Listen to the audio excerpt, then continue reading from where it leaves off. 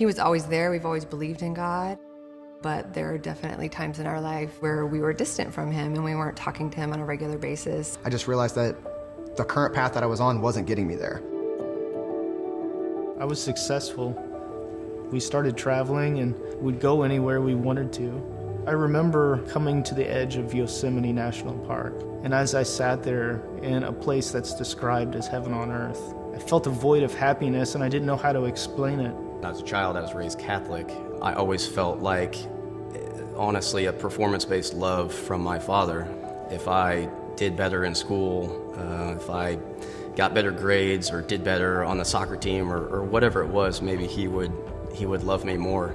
It was really hard for me to call on another father whenever I would read the Bible more or I would pray more, maybe God would love me more. And inevitably, when I would sin, God would love me less. We both kind of took that break in college where you didn't have someone holding you accountable, going to church, and the services weren't necessarily speaking to you, and you were bored during service, and you were looking for reasons to get out of going to church. We would say our rhyming prayer, the same one at dinner every single night. I found myself to a place to where I didn't even know if I believed in Christ or not.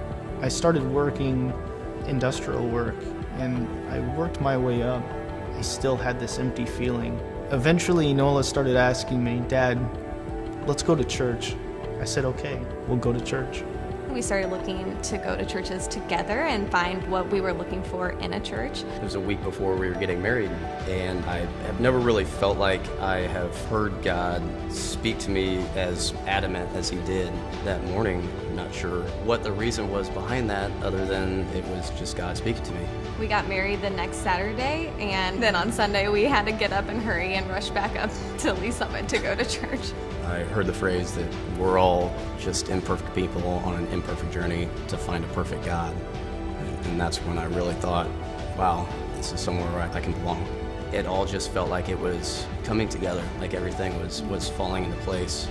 With the arrival of our first daughter, we decided it was time for a change. We needed God to be at the head of our table and to be the forefront of our conversation. You know, we walked in the doors and realized it was joyful and people were enjoying it and getting into it.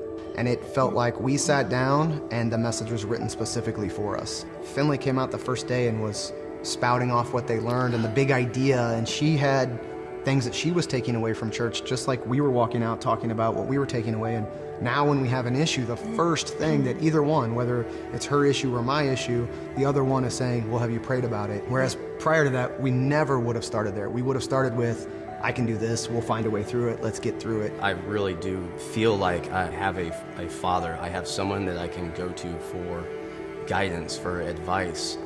We've gone through some things that are hard to go through. I myself probably wouldn't have been able to get through those without the Lord. And we just continue to take next steps. We started to volunteer.